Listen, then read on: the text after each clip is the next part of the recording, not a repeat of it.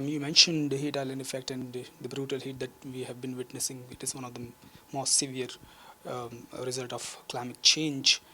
2024 was the hottest year, and now IMD has again declared a warning for a brutal summer this time. And last year we saw that even officials who were on poll duty died because of extreme heat. And experts have been saying, and there has been a question that there was a large number of heat stroke cases in the country recorded, but the number of deaths were low. And experts say that it should be around 20 to 30% of the total heat stroke cases. Are we undercounting our heat deaths?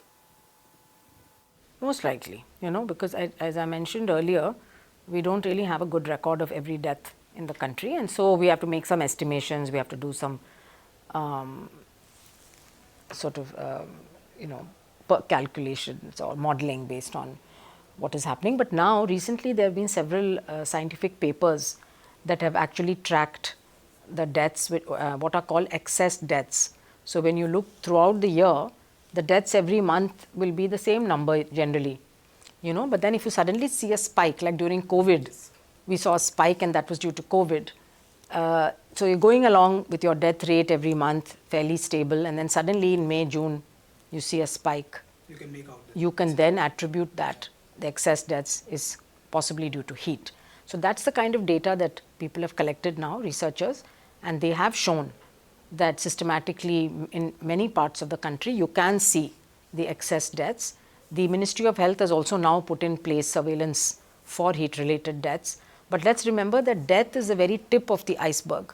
So for every one death, there are probably 20 people who are suffering the impact of heat by high blood pressure or exacerbation of their cardiac disease or heat exhaustion and not being able to go to work. So there's a lot of productivity loss and economic loss which is happening, which may not be death, but it's definitely having a big impact on the families. And so that is where we need to really focus our attention, because we need to make sure that people remain comfortable and productive. And of course, we have to minimize the death. We don't want anyone to die of heat stroke, but we also want them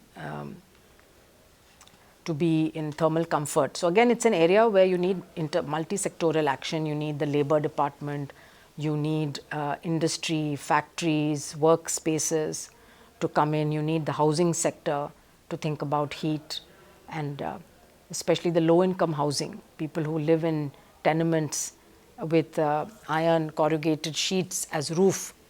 How do we improve the temperature inside those kind of homes so that people can at least sleep at night, so that there's a big impact on mental health otherwise. If you don't get any relief from heat for a prolonged period, then we know, for example, that suicides go up, that psychiatric illnesses get worse, and domestic violence increases.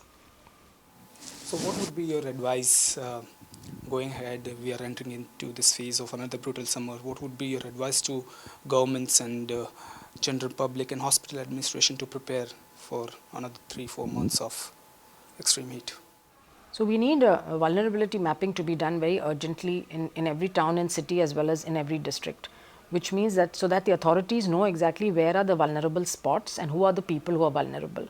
So in cities, like I said, there are heat island effects. So now you can now today, using technology, be able to map out, and you'll know exactly which wards are going to be more impacted by heat. Because there are always some greener parts of the city where the temperatures are lower, and some parts which are highly built up. And again, those are usually the places which low-income people are living. So then you have to focus more attention there, prepare your health system, train the health workers, make sure that you have supplies in your health system, that you have ice, you have saline, you have cool rooms if possible to put the people who come with the heat cramps, create awareness among the people as well as among employers in workplaces so that they're doing checks, make water available in multiple places. Shade is very important in every community where you know that there is a high chances of this happening. People are outdoor workers and so on.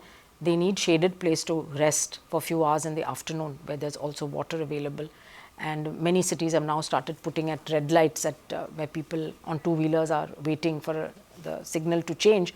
They've put green awnings on top so that they're not directly exposed to the to the sun's heat. So some of these interventions can be fairly low cost and can be scaled up right away now to prepare for the coming summer months. And a lot of awareness as well as training also needs to be done. And then longer term actions, of course, need to be taken, like we were talking about design of cities and housing and things like that, infrastructure.